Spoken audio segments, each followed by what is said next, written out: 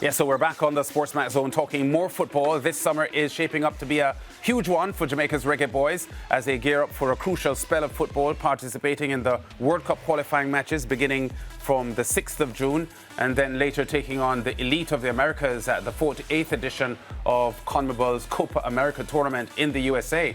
Plenty to be optimistic about for the Reggae Boyz, who will be looking to build on the momentum of their third place finish in the CONCACAF Nations League in March as they continue to chart a course with hopes of making landfall at the 2026 FIFA World Cup, being staged in this part of the world in the United States, Canada and Mexico. Earlier Friday, the Jamaica Football Federation released the squad list to participate in the 26 World Cup qualifiers, the opening ones at least. So let's take a look at the names selected here. Yeah, let's go. Goalkeepers, Shaquan Davis, Hibbert, Boyce Clark, and Waite. The defenders, Lembikisa, Bernard, Lay, Lowe, Hector King, Gray, Bell. The midfielders, Casey Palmer, Karoy Anderson, Bobby Reid, Johnson, Marshall, Adrian Reid Jr., Kevin Lambert. And the forwards are Shamar Boza Nicholson, Ronaldo Cephas, Antonio, Beckford, Dixon, Burke, and Devontae Campbell. We've had some absentees as well because of injuries and other issues. Demarai Gray, a broken collarbone. Amari Bell, ACL, latibular calf strain. Ankle injury to Ethan Pinnock. Andre Blake, the goalkeeper and captain, with knee surgery recently. Dejon Richards with an injury as well.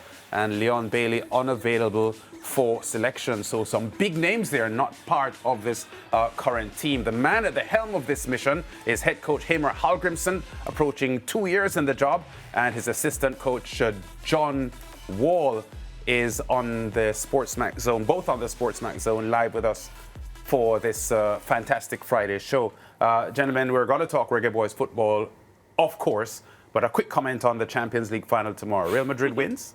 Yeah. Confident? Yeah. Okay. They just seem to win all the time. John? I'm rooting for Borussia Dortmund, but I know logic will prevail. Unfortunately, it looks like Real Madrid. Yeah. But why would you root for Borussia Dortmund? Well, that's my team that I cheer for in Germany, actually. And he thinks he's a German. Oh, he thinks he's a German? He thinks he's a German. He is Swedish, but he thinks he's a German. Oh, boy. But Lance, you like German football as well. That German is my national. Yeah, he thinks he's a German too. So I don't think I'm a German actually, but I like German. He does. I became a fan of German football in 1982 with Karl-Heinz Rummenigge and the outstanding performance he had that year. Anyway, let's talk some Reggae Boyz football. I see your squad here, some young, exciting talent in the squad, but some key players missing. How confident are you that this squad will be able to get the job done against the Dominican Republic and Dominica, your opening matches? But first of all, it's tough matches, especially Dominican Republic is a good team. They're growing, playing better and better, so we have analysed them quite well. We're not deceived of the ranking because they have gotten really good results and performances. And a good coach is building that team. And they've said publicly they're going to make a noise in this group. So, no, we are prepared for them. We are confident, though, in our squad. We have, I think, slowly and steadily improved both our performance, but also the depth in the squad. So even though we are missing players, like we did in the Nations League, we still managed to have good performances and results. So hopefully we can continue on that. Yeah. When you look at the Dominican Republic team, you say you've studied, what they've been doing. I know from a club perspective, Cibao FC and some of the Dominican Republic teams, club teams, are significantly higher rated than the Jamaican club teams in the CONCACAF club ratings. And it speaks to the fact that their local programs are pretty strong because they have very, very good club teams. Is it that a lot of the local-based players are making up this current national team, or are there many overseas-based players beefing up their quality? Yeah, I think it is both. They qualified for the Olympics for the 21, so it's a good crop of young players coming up. Good ball players, but John maybe can tell you more about them as individuals. But no, and then now they have been recruiting some quality players playing in England and in Spain. So quality players to support these players. So no, a good team in the making. and they have been improving. Yeah, and this one is for you, John. A lot of the players that we look forward to seeing on the list as injured, and of course Leon Bailey unavailable. How much of a miss is that you didn't have, all of your players to select from? Well, it's the consistent headache, isn't it? But I think we showed in our past Nations League semi-final and then the game for the third that we can prevail. And I think part of the process is to actually build upon having a squad depth as well. Because it's never going to be optimal, I would say. And overall, that is kind of the consistency that we've been trying to look for. It will not always be the same names, but consistency in the way we play, but it's still being flexible enough to take the day as it is with what the players that we have. Yeah, and you are one of the key persons that has been tasked with, of course, working with the younger players, because coach has his hands full when it comes to the senior players. What I spoke to you about when you appeared on In Case You Missed It was your eye for talent and, of course, the pool of talent here in Jamaica. Yesterday, I was blessed to finally meet Kaeem Dixon in person. I saw his name on the squad today and I felt as if I was selected. I was so happy for him because just the opportunity to chat with him and, just get to know a player like that who's so talented, just 19 years old, scoring on his debut, lighting up the JPL. How exciting is he to work with? I think the last camp was a lot for him to take in, but positive in the sense of he's been making steps gradually the whole time. And I would say that it doesn't matter where you kind of were like a year ago. It's more about the reason of where you're heading and looking at the potential. It cannot always be performance here and what they're doing today. So for me, I'm obviously happy, but I'm evenly excited about the rest of the crop too. Yeah, and Coach Heimer, I asked him about you, and he actually credited you for his debut goal. He spoke about the tactics and something that you would have explained to them right before, and then he went on and he executed, and he said that's how he scored that goal. How is it working with him? No, this kid has the attributes that a young player needs. So he's humble, he listens, and he's hardworking. And with that combined, you can only make one result. You will slowly improve if you have all these qualities. So hopefully, and I hope for his sake that he will find the correct step next in his career. But he's going somewhere at the moment, so hopefully he will take a right step. Right, and preparation now begins, of course, with the entire squad now that it has been named. When do you start preparing, and what will preparation look like? So it's a long month. It's a difficult month for us. We were hoping that we could select the Copa America squad and use them these two games as a preparation for Copa America, but by many reasons it wasn't possible. So we kind of have two squads. Okay. So first one is now playing these matches, and then we will see what they can deliver, these guys that are here, and then who of these will make the second squad as well. But we start with meeting up tomorrow, so all the players should report in tomorrow. So we start the training the day after tomorrow, play on the 6th, fly to Dominica on the 7th, play there on the 9th, and come back to Jamaica, and then give them a few days just to recover, and then we start on the 16th in Houston. Wow. Play in the first game against Mexico on the 22nd, I think. And then we play Ecuador and finish with Venezuela on the 1st of July. And then 4 days later, it's the final game. Yeah. Coach, I said at the top before your introduction that you're approaching 2 years now in this job. Can you speak directly to the growth of this national team since you've taken over? Because there's the feeling that a lot of times when the Jamaicans fail to qualify for World Cup football, it partly happens because of a disjointed roster and, consistency in a build-up for your roster. But you've been pretty steady with your team and the growth of the team. On a scale of 1 to 10, 10 being the most impressive, how satisfied are you with the growth of the squad approaching 2 years in charge? I think the main thing is steadily we've been improving. slowly but steadily. Of course, all coaches would like to be further ahead in the development than they are, but I think we are quite satisfied with where we are at the moment. I think we have improved our consistency in game, both between games, but also in game. So we are not as up and down in games as before. And to be able to play with a lot of absentees against US and against Panama and against Canada and do good results shows that we are getting closer to the best in the region. But it's a continuous work, absolutely continuous work. We can never think we are there.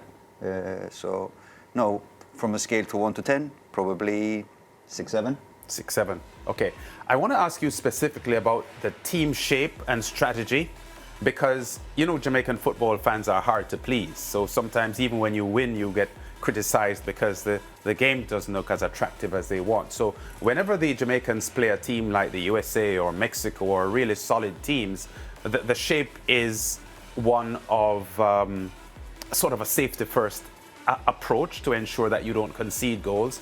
But there's a general feeling that when the Jamaicans play weaker teams, in this case the Dominican Republic, who Jamaicans play next week, are almost 100 places ranked below Jamaica, Dominica even more lower ranked.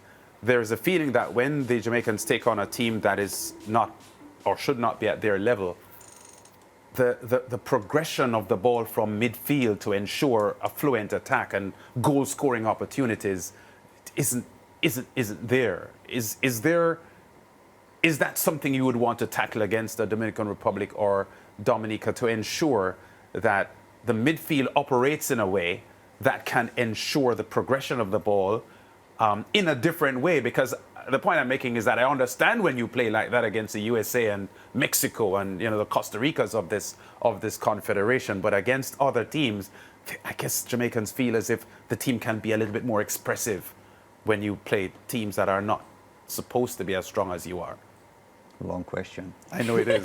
I know it is, but I wanted to explain exactly what I was getting at. No, I get what you mean. I Yes. get what you mean. That is always the hardest part in coaching and having players together, because it's about connections between players, understanding between players, because attack is totally different in tactics than defending.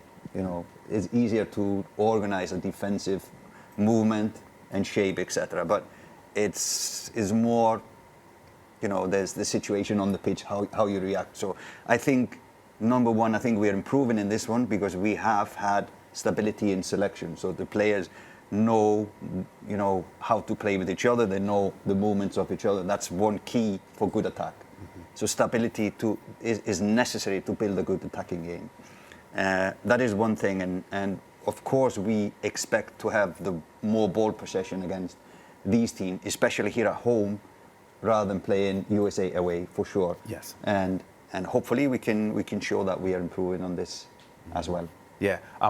I have to ask you this though, because you made the point about the chemistry and, you know, having more consistency in the team setup. But based on your players available for these two opening World Cup qualifiers, you are going to end up with a starting roster that looks pretty much different from what you have had in the past year or so.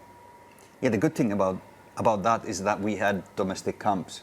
For example, for the guys, I think we have 6 players from the JPL League. Mm-hmm. We had domestic camps in January, February, March, ending up with playing 2 games against Trinidad.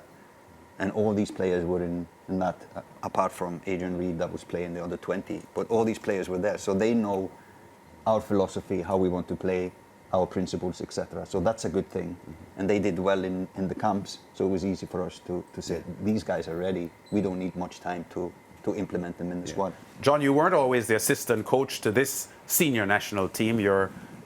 Your initial role would have been for the under 20s and so on. How happy have you been with this new role, being Coach Hallgrimson's assistant with the senior Reggae Boyz? And you can tell the truth if it's stressful. I'll do It's that. actually incorrect. I've been the assistant the whole time, so you're misinformed. So no, for me, I've had 3 roles at the same time, meaning I've been assistant, head of youth. But there was a point at which it was announced that you were formalized as the full-time assistant coach, Yeah. which wasn't always so. No, I've always been full-time because I work more than 100%. It's mainly more that I'm not involved in the U20s Okay. because schedule is what it is, and success in a way brings problems. And the third thing is the talent development scheme, which is the project lead for that too, and that is progressing. Yeah. There were some negative stories in the past couple of months with Leon Bailey's fractured relationship with the current setup. He was suspended. He's not a part of this setup for these opening games. How confident are you that the relationship with Leon Bailey remains solid and that you can get the best out of this talented player during this important phase of World Cup qualifiers? No, we and I say the coaching staff and Leon always have had a good relationship and still have. And you know, what happened. Everybody got their platform to say what they felt. Yeah. And I think I would not gonna go in depth in talking about that, but I will say I hope, because his issues are more towards the federation and changes that he wants to be. So they're more administrative issues as opposed to the playing issues. And I hope, even though it will kind of limit our chances of winning because we are missing our best player, I think and I hope that it will lead to something positive in the future. So we might sacrifice something in the now to have something better in the future. So I hope that it leads to something better. Yeah. How soon might we see him back in the national colours? No, you ask him about that. So that is his decision. Of course, he was selected for this camp, but he said he was not eligible for selection. Okay. And we respect that. We respect that. What's the result against the Dominican Republic that you're looking for? A win is a must for us.